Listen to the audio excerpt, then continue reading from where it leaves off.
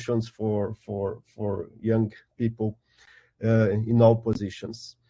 Today I'm going to tell you this story about some works that we've been doing on 2D materials using these materials informatics tools. Okay, so I will start this talk. Just a second, let me switch here. I will start this talk talking about materials informatics, and later on I'm going to show you some examples of applications of this new methodology of working with materials.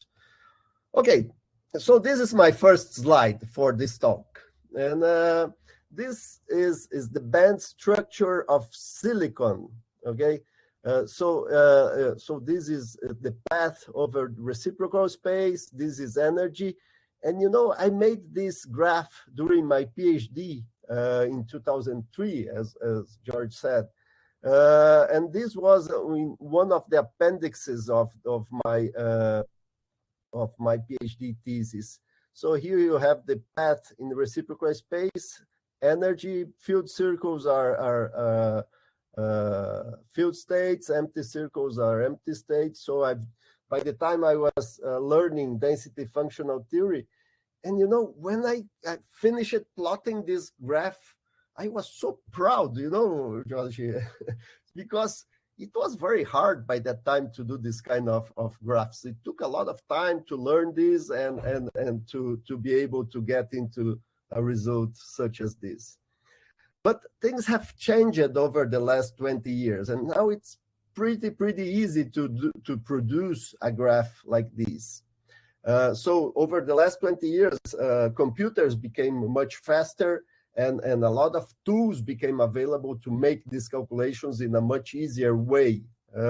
So now we are dealing with this kind of calculations that we like to call this kind of calculations as computational materials.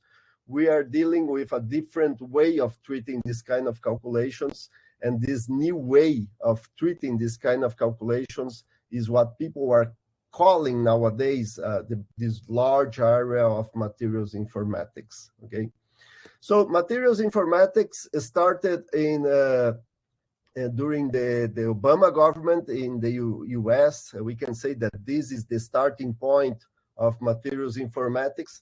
And it started with this program called Materials Genome Initiative, okay?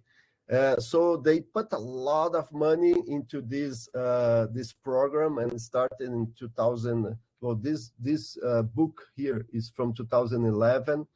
And actually, you know, this you can go online and take a look at this book, Materials Genome Initiative for Global Competitiveness. And this, even though it was written 12 years ago, it's pretty interesting to read this book still nowadays. And the idea was that the government wanted to arrange a way to develop materials in a faster way. So it was very expensive. If you want to build a new material for some specific application, you have to go to the lab, you have to think about how you are going to characterize this material. Then you characterize this material, then you see whether it will fit to some kind of applications. And it used to take up to 20 years since the lab part until this kind of materials become applied in some specific application.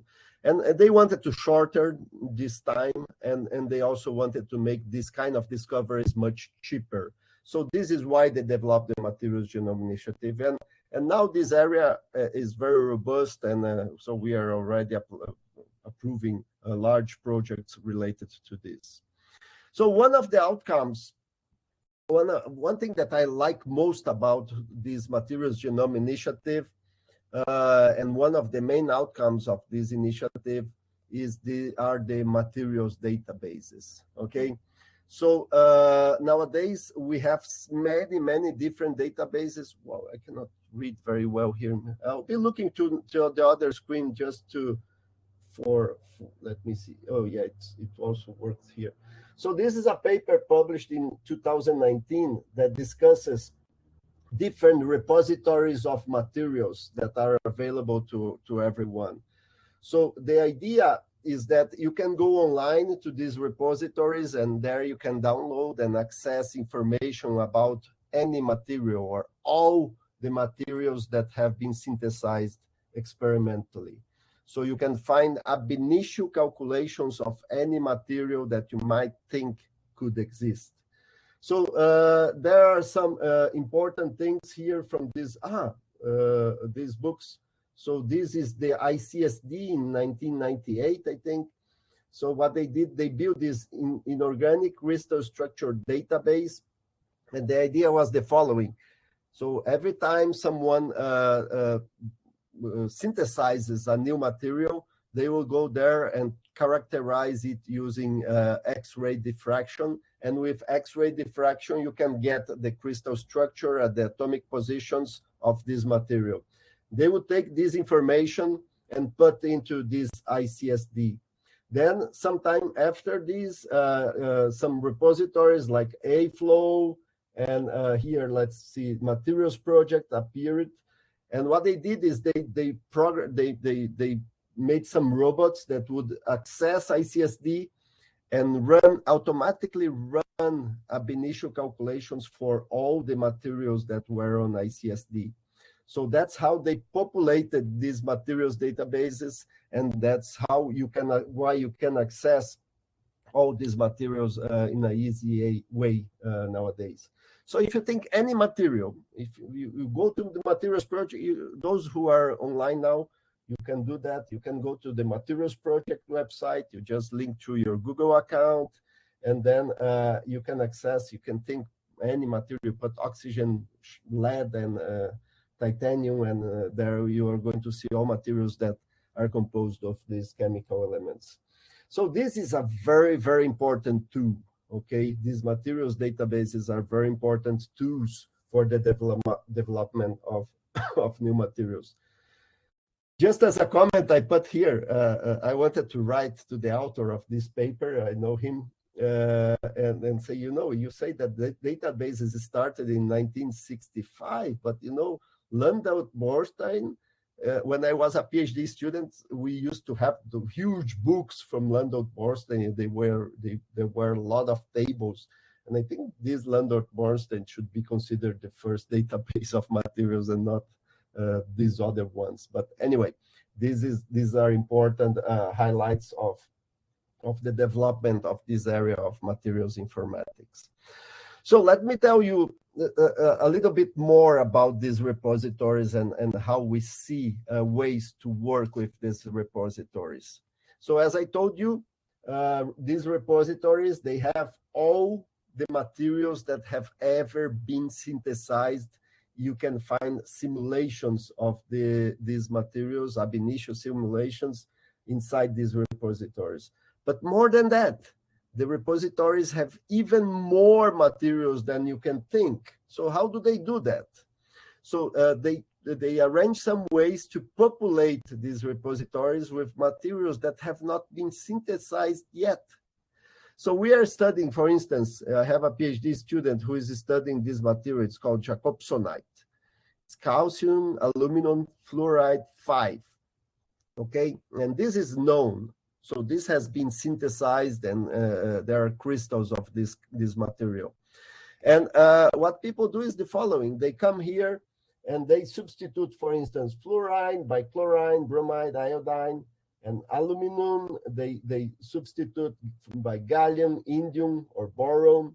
Calcium, you can substitute it by magnesium, strontium, barium.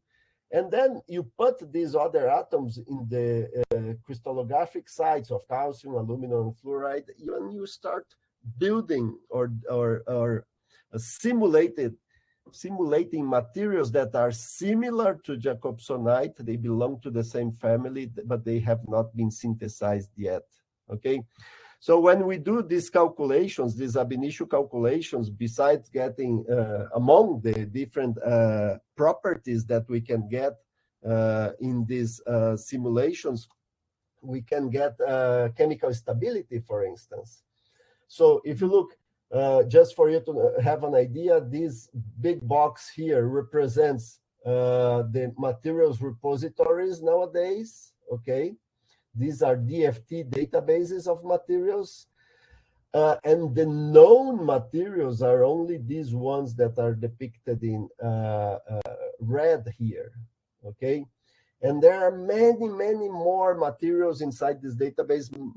Most of the materials that are inside this database, they have never been synthesized. Some of them are not stable. That's what sits in this green area. But some of them are thermodynamically stable, and it would be worth for experimentalists to try to synthesize this kind of materials. So how we do that, we look for total energies, and we compare total energies of a material that you want to grow with what we call competing phases, other materials composed of the same elements, to see whether they would become, which configuration is energetically more stable. So for instance, here, this is a kind of graph that we call convex hull, okay? And this, suppose you have a compound, a binary compound AB here, composed of two chemical elements, chemical element A and chemical element B. So this is pure A, and this is pure B. This point is 50% A and 50% B. And here you have other concentrations. This is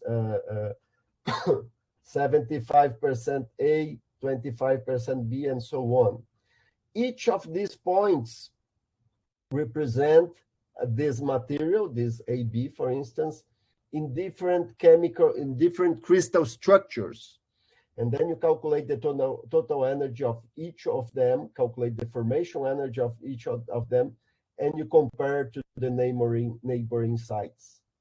So all the materials that you simulate that sit in this red line, they are thermodynamically stable. And if some crystal structure sits here on top, it's not stable. It will tend to decompose into other phases. So that's how we can learn whether a material will be stable or not, okay? Whether it would be worth trying to synthesize this material or not, okay? So what we do, so what? Someone can say, so why do you want all these materials? Why do you want a database filled with hundreds of thousands of calculations with materials? So I like to use this slide from a friend of mine, Alex Zunger, that he likes to discuss using this materials informatics way of seeing things. He likes to discuss about something called inverse design, okay? So for those of you who are familiar with the discovery and development of materials, we are very familiar with what we call the conventional approach, okay? So what's the conventional approach? You go to the lab, you synthesize some new material, okay? And then you characterize it, you see what are the properties of this material, and then you see, okay, I can apply this material for semiconductors, for solar cells, or whatever, as a superconductor, and then you look for the applications afterwards. Now, inverse design, it works in the opposite way. First, you decide what property would you like for your material, okay? And then let's see, let's suppose I'm looking for a material that is harder than diamond, let's say, okay? And then you go to the supermarket of materials that are these databases, okay, all these databases. You go to these databases and you evaluate the properties and you search for the materials that fit the desired properties that you want.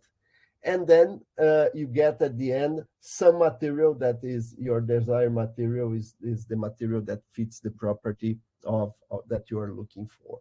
Okay, so this is what we want to do. We would like to work in this inverse design way of looking for things, And that's what, after this very long introduction, that's what I would like to show you, and some works that we've been doing related to this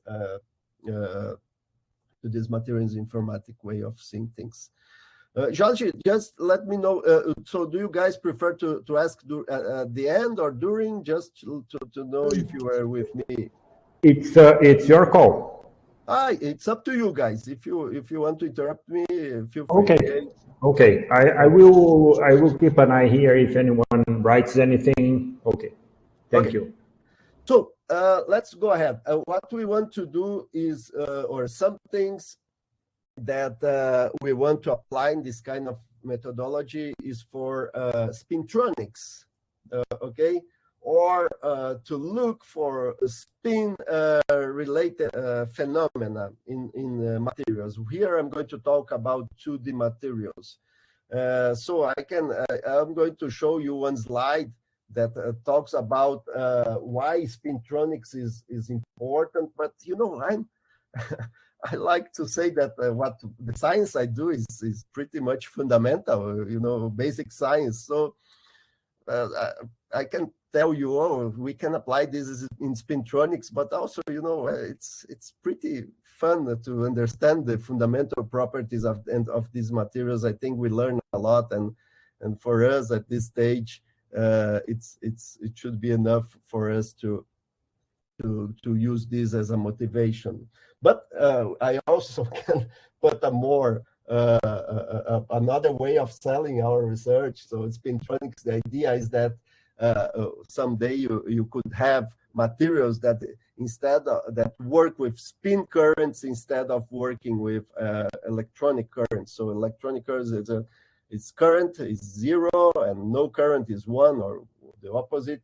And here, current with spin up would be 0, current with spin down would be 1, and then you can do some logics here. And so finding materials that have this kind of spin splitting should be important in order for you to develop devices that work for spintronics, okay? And if you want to do this, one thing that we would like to ask is, so what are the best two-dimensional materials for spintronics? So how can you find what are the best candidates? People like to look, people like to look for graphene. Most people are looking for graphene nowadays, but there are so many different two-dimensional materials, and it would be nice if we could find some material that have properties that are even better than graphene, okay? So if we go to this, there are some review articles like this one. It's from last year. I think they report something like 100 two-dimensional materials that have been synthesized. But we need to expand this. We should look for other materials that are stable and try to find other materials that could fit the properties, or that would have the properties that we want, okay? So what we did, we decided to create a database of two-dimensional materials and analyze their spin-related properties, okay? So we published last year a paper in this journal. It's called Scientific Data. This is kind of a different journal. It's from Nature Group. And the idea of this, they mostly look for databases. They say, you can publish here. You don't even need some new science to publish a paper in Scientific Data. It's just to have some information, and you can put it there. But I think our paper, I'm actually very proud of this paper because it goes beyond standard, just a database. We do nice physics there. It's a very complete paper. And one thing that is interesting, George, is that this guy here, Gabriel, was an undergraduate student of mine. Now he is in Switzerland for his master. And Elton is a PhD student who is finishing the PhD. Adalberto Fazio, I bet you guys know him. It's a long-time collaborator. and Carlos was a postdoc. So you see that it was the work of an undergrad, a PhD, a postdoc, and 2 professors for doing this. And I think this is the work where I have invested, or our group has invested more man hours to build, you know. So we invested a lot of efforts, because when you build a database, the idea is that people have to use this information afterwards. So it's not just throwing the information over there and letting people try to retrieve the information. You have to put the information in some way that people would be able to get the information. So you have to document this database very well. And well, that's what we did. There is a paper on the archive, and the guys, Gabriel and Elton and Carlos, they were very they are very proud, because the paper has 560 pages, I think, something like that, because they plot all the band structures. So I've shown you in my first slide, I've shown you the band structure of silicon, right, for this stuff. And in this paper, we plot 400 times 4 band structures, and they are all plotted there. If you want to access, all the information is there and can be retrieved. Okay, but what do we want to do? Let's go. What have we done? So we want to look for band dispersions, or the band structure of 2-dimensional semiconductors, okay?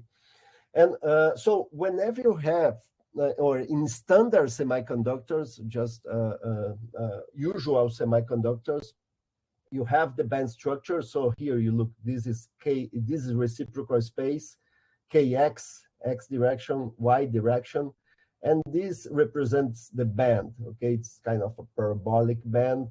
And you see that both spin up, that is blue here, and spin down, that is red here, they are degenerated, okay? And this degeneracy comes both from time reversal symmetry and crystal inversion symmetry, okay? Whenever you break some of these symmetries, either by, here is just an example, either by applying an external magnetic field, you break this time reversal symmetry, or you have a crystal structure that leads to some electric field or dipole, or has an external electric field, then you break inversion symmetry. Whenever you break some of these symmetries, you see that you lift this degeneracy among spin up and spin down, okay? And then when you have like a magnetic field, you have what people call the Zeeman effect. And when you have this electric field, you have what is called the Rush effect. So depending on the properties of the materials, I'm going to show you later on, you can have one type of spin splitting or another type of spin splitting, okay? Guys, this is not new science, okay? So take a look at this paper. It's from 1955. Jean Dresselius. I bet you guys heard about Mildred Dresselius. So she was married to Jean Dresselius, and he was the first to discuss the effects of spin-orbit coupling in zinc-blende semiconductors, and he would show that you can have some spin splittings whenever you have this kind of spin-orbit coupling in this kind of materials. And this is called, I've told you about the Zeeman effect, the Rashba effect, and this is called, there is also one called the Dresselius spin splitting, okay? So here is a table that I like to use to discuss what are the different types of spin splittings that we can observe in a semiconductor, okay? Depending on the properties of the material, depending on the physical properties of this material, or depending on the intrinsic properties of these materials, okay, you can have different types of spin splittings, okay? And we like to call these physical properties as design principles. What is a design principle? It's a physical property. If you want to build a material with this if we want to design a material with a specific spin splitting, it must follow these design principles, okay? And there are two levels of design principles. The first one is that we call enabling design principles, okay? So these enabling design principles, they are design principles that are common to all types of spin splittings here at the bottom. So these enabling design principles are having a non-zero spin-orbit coupling, and the crystal structure of the material has to be non-centrosymmetric. And then afterwards, you have what we call unique design principles that are unique for each type of the spin splittings, either Rashba, Dresselaus, and so on.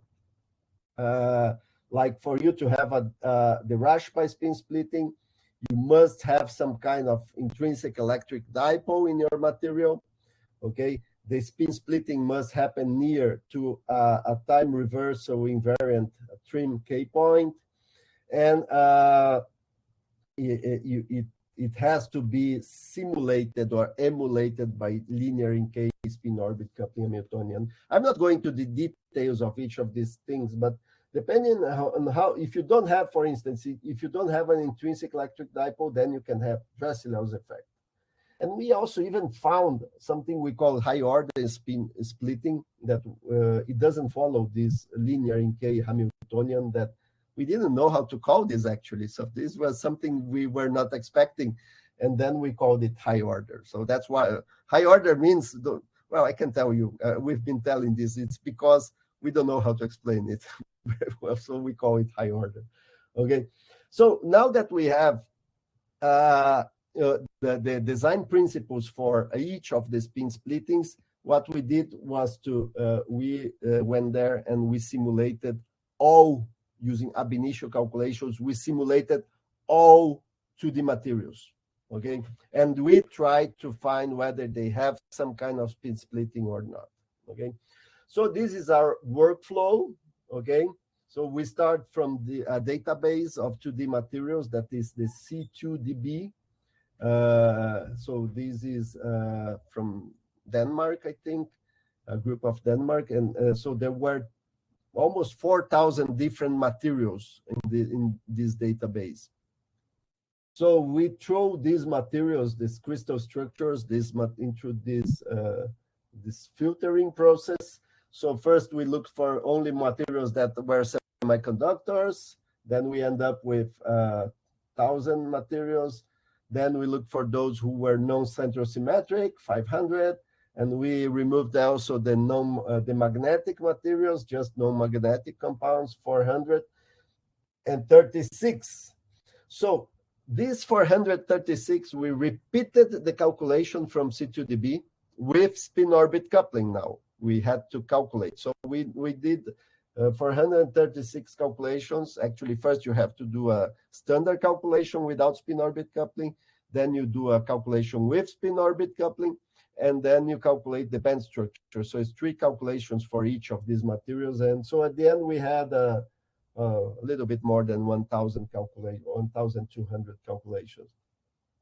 And then we pass it through this filter of unique design principles, and we can classify whether the splitting is Rashba, Dresselaus, Zeeman, or high order. And here is the number of materials that fit into each of these descriptions. Okay. Well, you can see that if you add up all this, there are more than the number of materials, right? It's more than 436. And why is that? So the reason is that in a single material, in different K points, or in the valence band and then the conduction band, you can have different types of spin splitting. So in a single material, you can have both Rashba and Dresselaus and Zeeman and high order and so on. Okay, in a single material, you can have more than one type of spin splitting. That's why we ended up with this. So how our script works, we plot the band structure. It's fully available in the GitHub of our group. Okay, you can download all this information. And then we look for the band structure of these materials. of each of the materials. We look whether the K point, the symmetry of the K point in reciprocal space, whether it's a time reversal invariant or not. If it's not, then we go this way. We look whether the eigenvalues are degenerated, and then we can have Zeeman spin splitting, for instance, okay, or no spin splitting. If it's a time reversal invariant K point, we go here. We analyze band dispersion. So if band dispersion is like this, if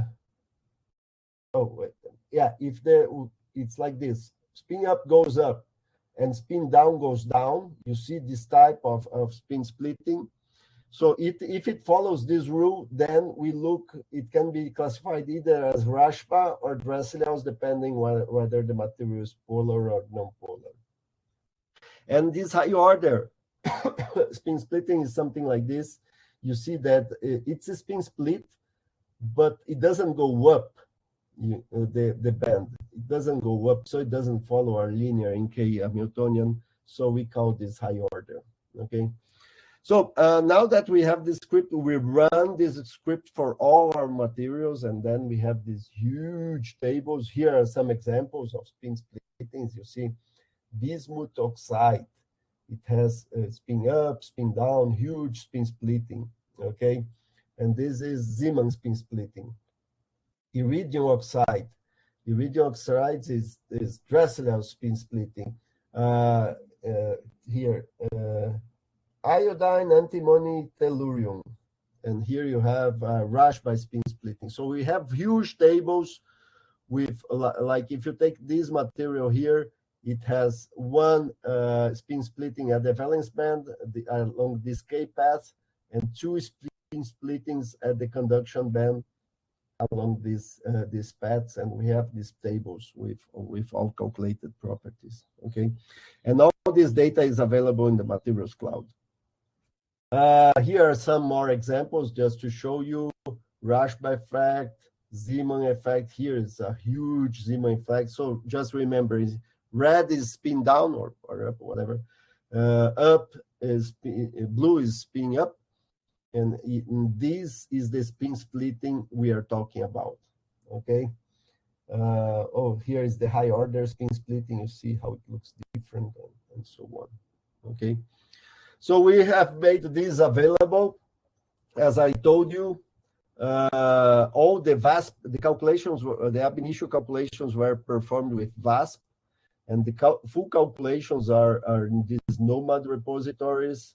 We have these tables, these huge tables, all the band structures, PDFs that are at the materials cloud and also at the archive. We have Excel tables for people to try to search for materials. We have here some databases, either in MongoDB or in JSON. Then if you want to do some heteropath analysis, some machine learning, usually it's easier to use this kind of database instead of Excel tables or PDFs. So everything is available. Okay. So now that we have a lot of data, we have a bunch of data. That's what people say usually is, so okay, Gustavo, you have done a lot of calculations. So what, right? What can you do with this kind of calculations? So here is where the idea comes. You can say, so what is the best material among those you have selected? Okay, can you use the data to propose new materials? And the answer is yes, we can do that. And that's what I want to show you very briefly here. Okay, so for instance, we want to optimize the Zeeman spin splitting of some material. Okay, we want to find the materials, ways to optimize the Zeeman spin splitting. So what we do is we have two possible ways to deal with the materials. One way is crystal structure, and the other way is chemical composition. So what is the crystal structure and chemical composition that maximizes spin splitting? So this is the question that we want to optimize two properties, okay?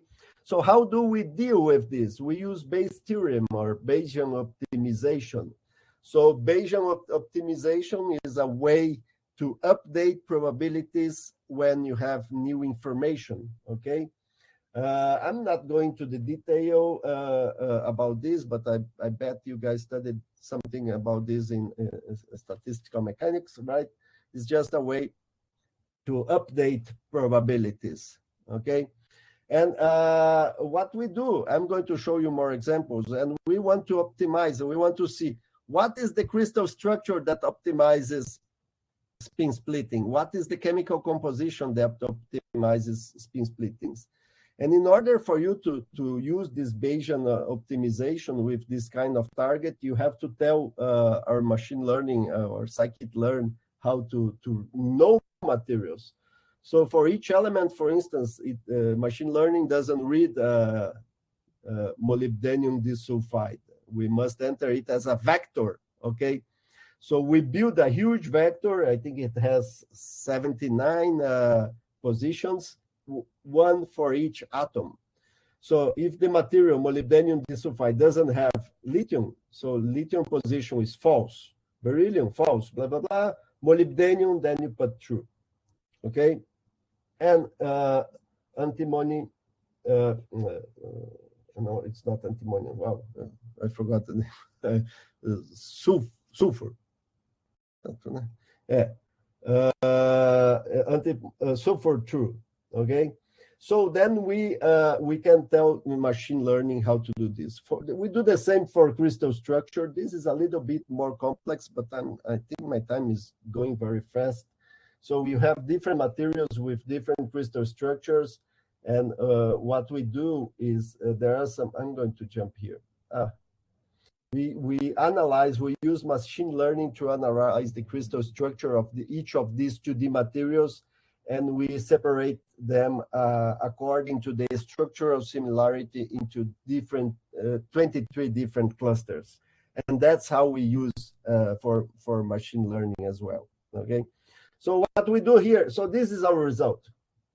Let me show you what is the idea here, guys. So suppose you want to find a Zeeman spin splitting, your target property. So bear with me here, guys. So suppose you want to optimize Zeeman spin splitting and you want to find materials with Zeeman spin splitting larger than 0.1 electron volt, okay? Among the 400, all the materials that have Zeeman spin splitting, what is the probability of a material having Zeeman spin splitting larger than 0.1? And the probability is 22%, okay? 22%. So this is what we call prior probability, okay? Or prior probability.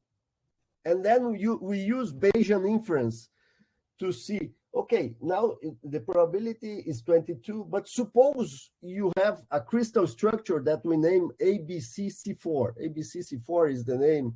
Let me see. Where is ABCC4? ABC, it's not here.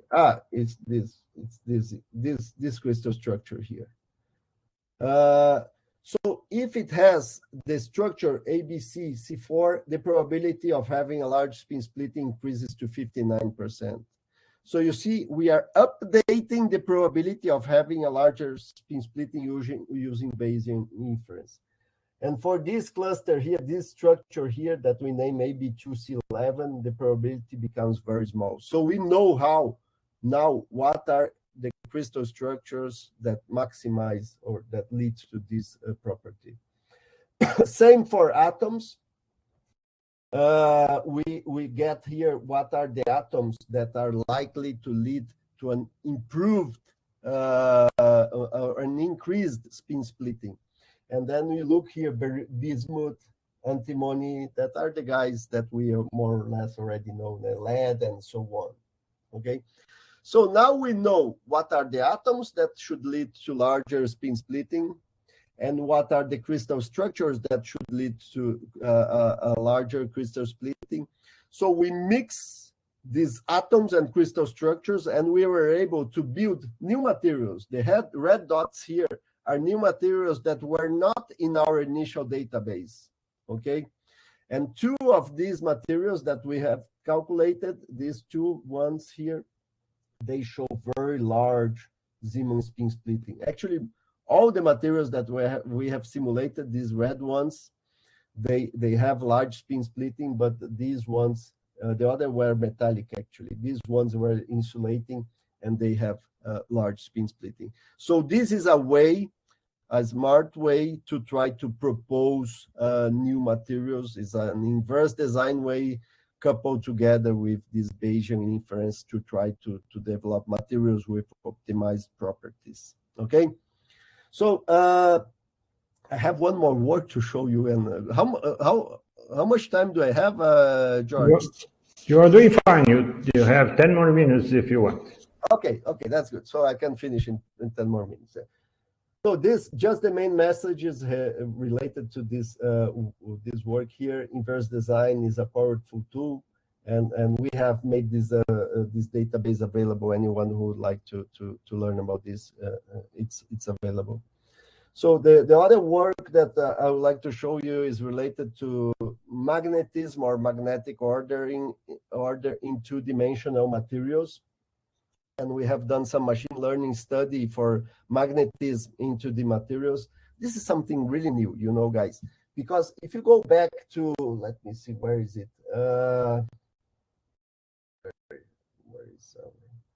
Where there were some old models, it's not here.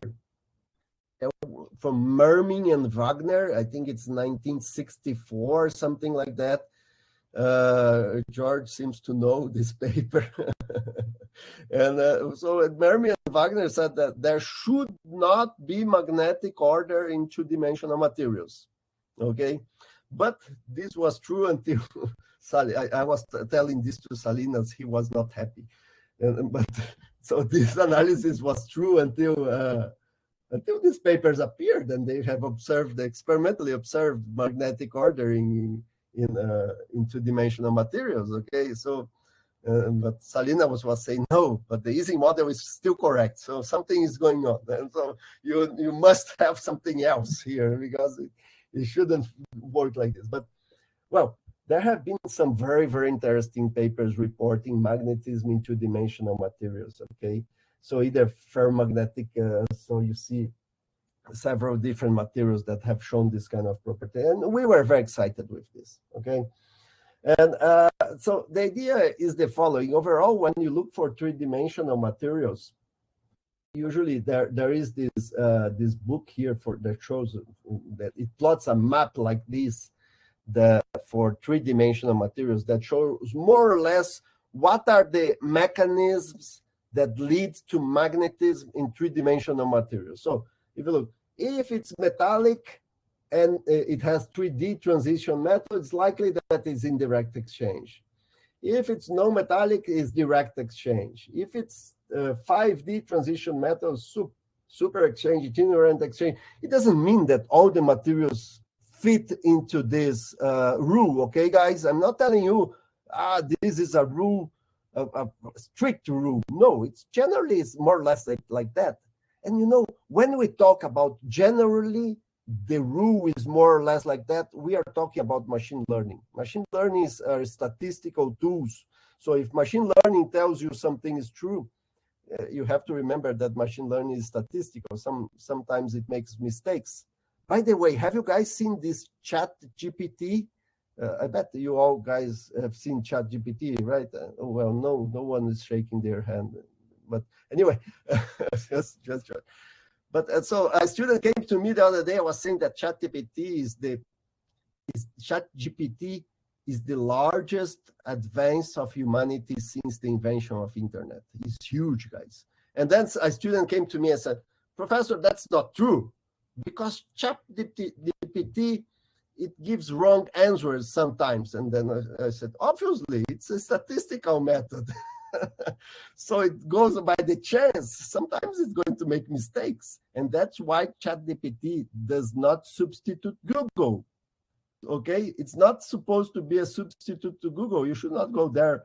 What is direct exchange? Probably it's going to be true. Okay, but you should ask ChatGPT only questions that you know the answer, not things that you don't know. But this is not the subject for today. Okay, so we would like to understand, to learn something about magnetism and some general rules about magnetism in two-dimensional materials And that's why we use machine learning. So what we did here, let me see here. So we started here from the same database, C2DB, okay? And we selected only materials that were stable and that where they had calculations for the ferromagnetic. So ferromagnetic means two atoms with spins in the same direction. And antiferromagnetic, two atoms with spins in the opposite direction. We looked for just for materials that had this kind of calculations. And only with transition metals, okay? So we from 3,000 compounds, we ended up with 1,095. 1,373% had no magnetic order, or if you can, diamagnetic, and 426% had some kind of magnetic order. We have thrown this into machine learning, same thing. We build these vectors for the chemical elements, groups for crystal structures, okay?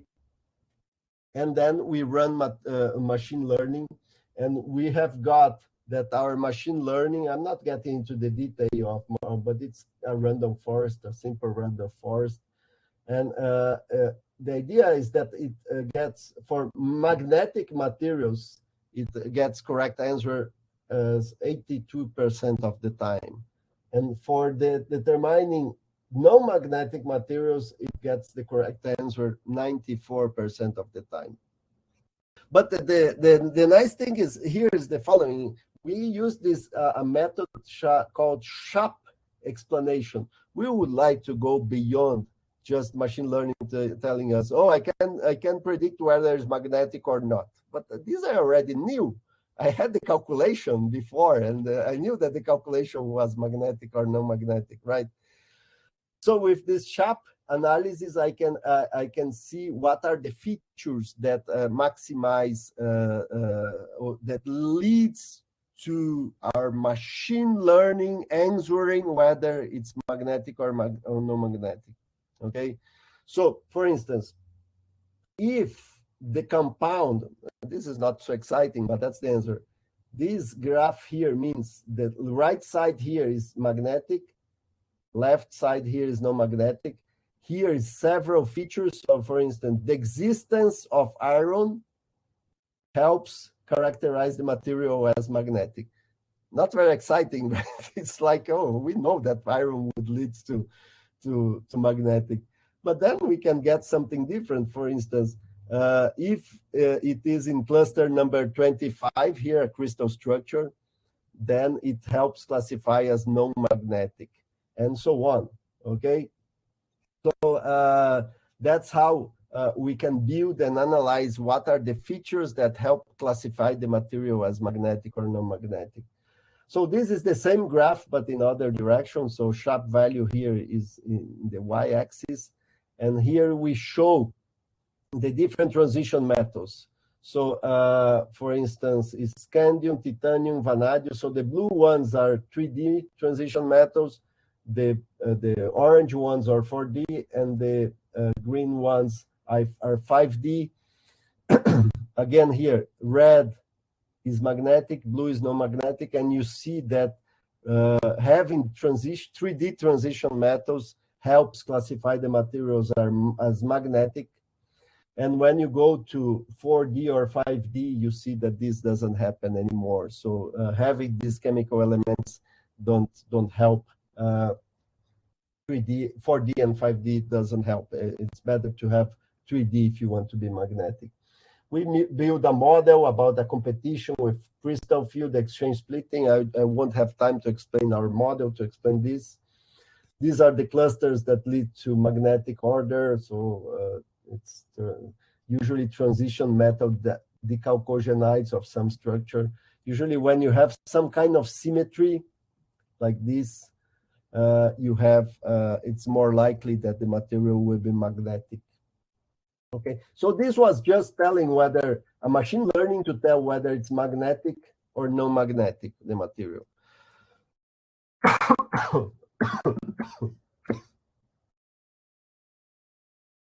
Okay, we also wanted to do another machine learning model. that was able to classify the material as being ferromagnetic or anti-ferromagnetic. And you know what? This is way more challenging. So classifying among magnetic and non-magnetic was easy. Agora, but classifying among anti-ferromagnetic and ferromagnetic, it's way more difficult. So what we had to do is a lot of tricks. Okay, we had to do a lot of tricks. Machine learning is full of tricks, guys. If you read the papers. So we used a different method. It's called the CISO method. Where is the reference? It's not here. Anyway, and we had to separate the materials in groups. You see, we take each symmetry, D4H, D3H, D2H. We separate among low spin orbit coupling, high spin orbit coupling. And then when we do this, you see that we were able to build graphs like this, where you put the majority of the red to one side and the majority of the blue to the other side. Then we had some success with this separation. But this is certainly not very easy. And you see the x-axis and y-axis were some very strange mixture of atomic features that don't have a lot of physical meaning. We can discuss more about this.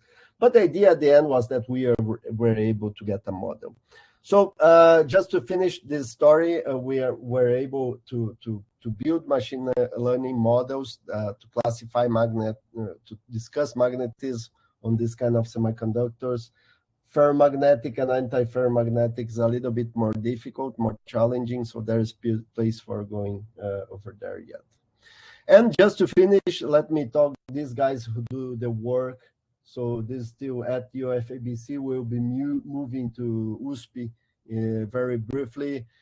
We have positions for PhD students, postdocs, and so on. And our group works mainly in 3 different areas: materials informatics, that is what I've shown you here. We also have works with discussing quantum materials that I didn't have the time to discuss here, and a lot of people working with halide perovskites, materials for energy. We have some collaboration with experimentalists as well. And George, I think that's it, and I thank you for your attention, guys, and I'm open to questions. Gustavo, thank you very much for this very nice talk, very didactic, and we are open to questions, either from the 1X room or from the audience, general audience. Wei Chen has a question, please. Okay. He wrote his question. Can you see it? I thought the TMDC are not supposed to be magnetic. No, so can you repeat? I didn't hear it. Question. I thought TMDC is not supposed to be magnetic, are not supposed to be magnetic. Yeah, so what the transition metal dichalcogenides, I believe, like molybdenum S2. Yeah, so let's take a look here. Actually, according to these calculations, that there are some that are. Here are the main clusters. I don't have a list here with me of each material that is classified as magnetic and non-magnetic. Okay, so I cannot answer specifically for one compound. Okay, but what we see for having magnetic order, all these clusters here, and here you have here you have transition here you have transition metal dichalcogenides. I would have to look what is this T here. Okay, it's some kind of crystal structure, maybe slightly different. But yes, we have seen some of them that have magnetic orders. Yes. He has another question here. The honeycomb lattice cases, do they have magnetic order? Yes, here it is. So here is honeycomb.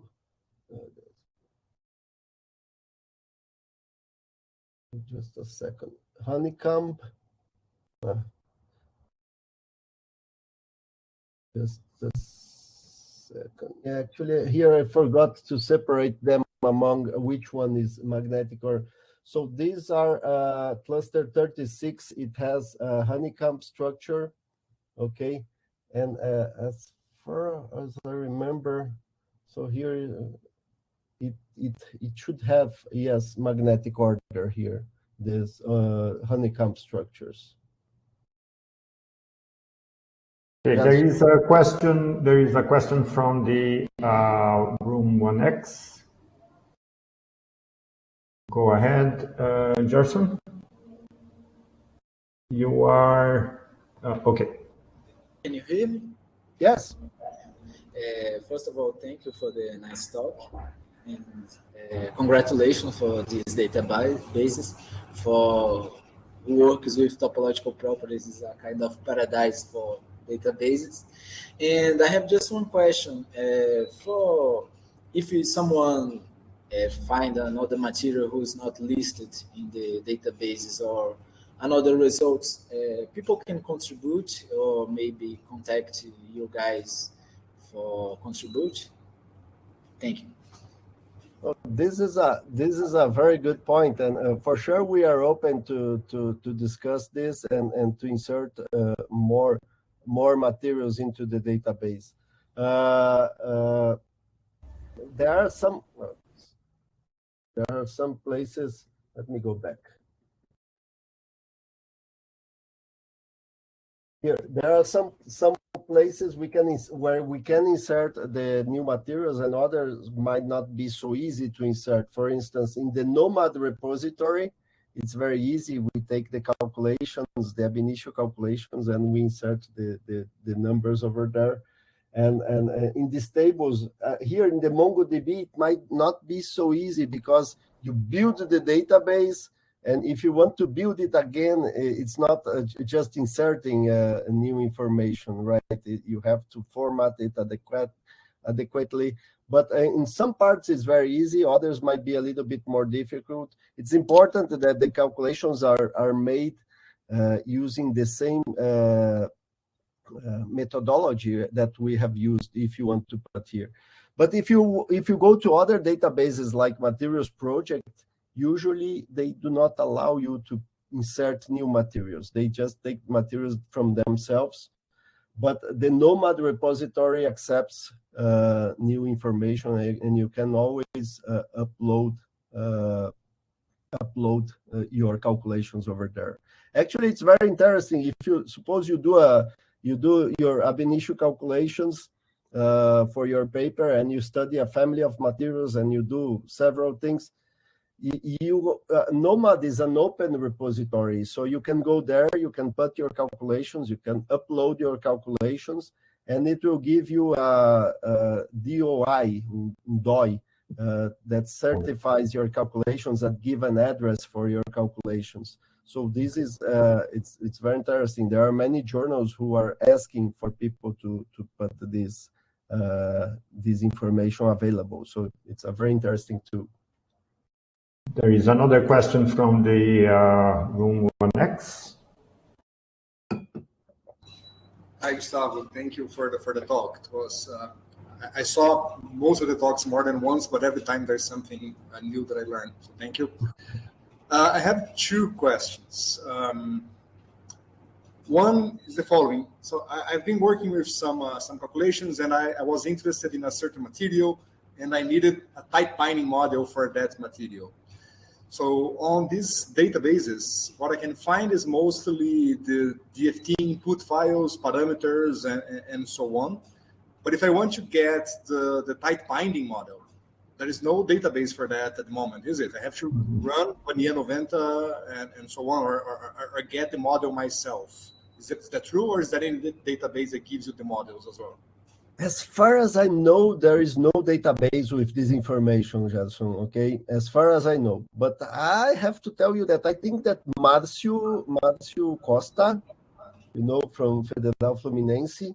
I think he's working on that. So he had made some codes to get these parameters for this type binding parameters, right?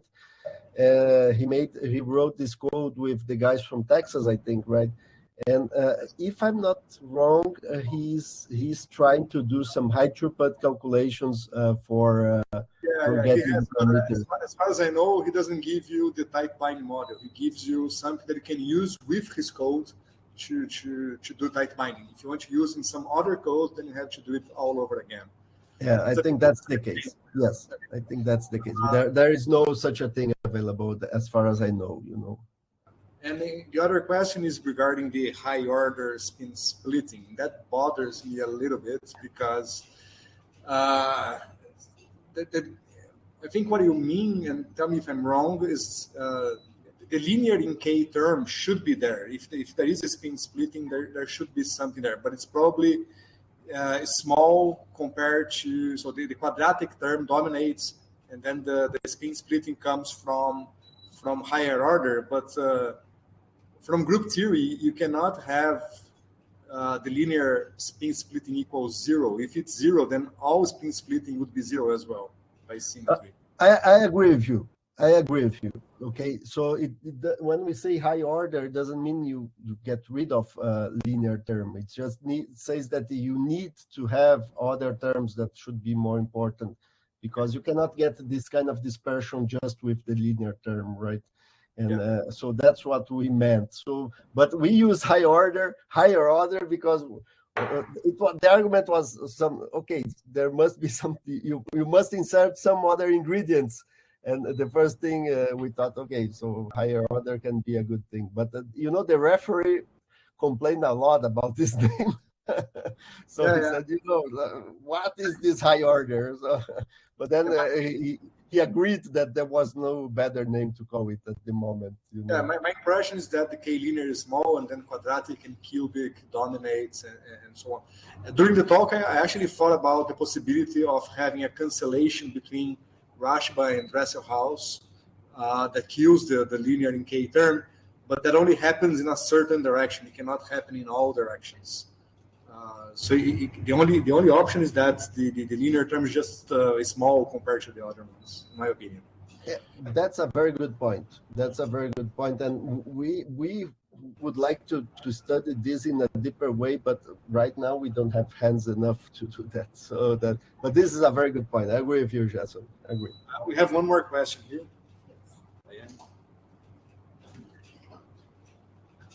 Hi, Dalpian. Thank you for your talk. Actually, I have a more practical question. First, you mentioned the Bayesian analysis. Is this kind of a machine learning, or it's a different type of? And also, from the practical point of view, do you have the code? How you use this code to make this analysis? And I also have a second question. Yes, the answer is yes for both questions. So you can say that Bayesian analysis is kind of a machine learning, okay? And so it's implemented into scikit-learn. And we do have, let me see, if it's not here, let me see, it's not, we have a website that is, we have so all this information is available on our GitHub. Let me see. So this is the GitHub of our group, and it's been split in two-dimensional materials. And on this GitHub, you have, oh no, this is just the code that does the, but yes, it's available. It's just asking. If you ask, it's available. You can write to us and we'll send you the code without any problem. Thank you. And just a second question is about the workflow that you developed to do the calculations, the simulations. Since you mentioned the material cloud, I was wondering, have you tried to use AIDA for doing this workflow? This is a very good question as well. You know, so what's your name again? Diane. Okay, Diane, you know, AIDA is so complex, you know, and I sent a student, you know, this guy here, the first author of this paper. So I sent him to Gabriel. So I sent Gabriel to Switzerland. He spent some months with Nicola Mazzari to learn AIDA. And when he came back, he said, "Oh no, let's do our script because this is too complex." Yeah, I mean, because it happened with me the same. Exactly. I tried to use that, it's so complex. Yeah, it's a nightmare. You know, it's really a nightmare. It's very, very powerful, but you have to invest a lot of time until you get acquainted with the code, and then you can start using it. But we didn't have that time, so we started running our calculation with our homemade scripts, and then we didn't use AIDA by that time. Yeah, but it would be great. You know, people should study AIDA if they have time. Yes. Thank you. Gustavo, I have. There are no more questions. I have a question and a comment. The question, if you go back to slide 17, I see that in your workflow there, there is this, you ignore some materials, but don't they merit some analysis, because then you know what not to do to get spin splitting? Or the question would be, why there is no spin splitting in these materials? Don't you get some information if you do this analysis? Okay, let me try to find here. This is the case. Let me see if I can find a material that would fit this. I don't have. So take a look at this guy here. Can you see? It's very, very small. Where is the, okay, yeah. You see here in this band, at this K point, the bands are not degenerated. Okay. Okay. Oh, sorry, they are degenerated. So spin up and spin down. So you do not observe a spin splitting here. Here you observe spin up goes up and then spin down goes down, spin down goes down. And here you have a spin splitting. Here what we are saying is just that as they are degenerated, you don't have spin splitting, right? And then we don't look for this K point, and this is the case that we ignore that specific K point and that specific band and material. But yes, it would be interesting to look for the symmetry. What I think it would be important in this case is looking for the symmetry of the K point and try to understand why it doesn't have a spin splitting. Okay. It would be interesting. I agree with you, but again, we don't have enough hands to analyze all this. Okay, I understand. Let me see, my camera went, just a second, sorry. Okay, the comment, people who worked on high TC superconductivity in the 90s, and they used to tell this story that was in the 60s and 70s, there was this experimentalist who was the king of superconductivity. He discovered thousands of superconducting materials in the 60s and 70s. His name was Bernd Matthias, and there were the famous Matthias rules. What do you need to have superconductivity? And they went more or less like that. No magnetism, high symmetry, no oxygen, and don't listen to theorists. That was his rules. And that is credited after the discovery of the cuprates with delaying the discovery of the cuprates, because the cuprates have all these characteristics. They are magnetic, they have low symmetry, and they have oxygen. Although I agree with the don't ask anything to theorists, but that would be like a try to reverse engineer to say, well, what do I need to have superconductivity? And if you base your analysis only on common knowledge, you are never going to discover anything new, right?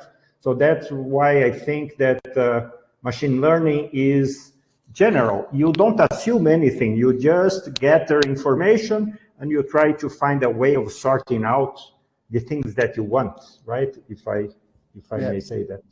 That's perfect. Let me make 2 comments on this. Okay. So the first one is that, you know, we've been interacting with experimentalists, and every time more our methods are becoming so more powerful. And sometimes I tell my colleague, you know, go there and measure again, because I think you are wrong. And and we are correct. So every time I'm proud of this, that every time, you know, do this at low temperature and you see you're going to change things, you know. So and regarding machine learning, George, you are totally correct. You know, you don't have you don't start from some principles, but there are some challenges and because, so if you look here, what do we tell machine learning? Things that we know. It's what we call features. What are the features we give to machine learning?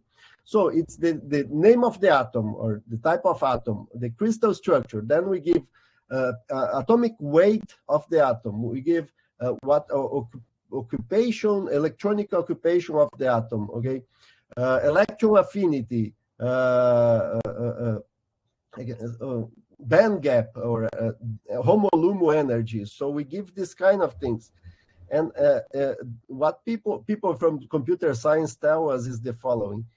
If you have a complete set of features, if you have all the physical properties in your features, you are going to get the correct answer. But the problem is getting a complete set of features. So for superconductivity, you have to get electron phonon somehow, some feature related to electron phonon. And right now we do not have good features for electron phonon. So this is the challenge, you know, but it goes in the right direction. I'm very excited with this area, George. Okay, great.